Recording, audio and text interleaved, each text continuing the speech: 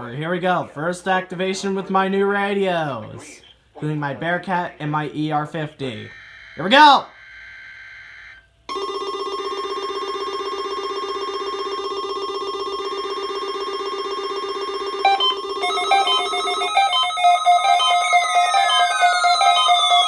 Yes! They work!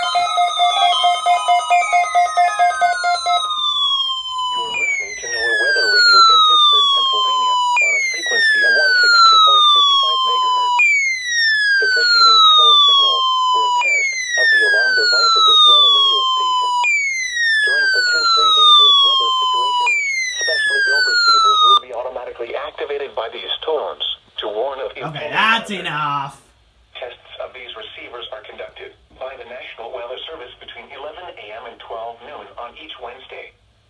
This radio station, KIH35, serves the following counties in western Pennsylvania: Allegheny, Armstrong, Beaver, Butler, Fayette, Greene, Indiana, Lawrence, Washington, and Westmoreland.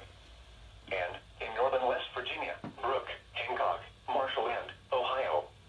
And finally, in east central Ohio, Columbiana County. The National Weather Service now returns to our regular broadcast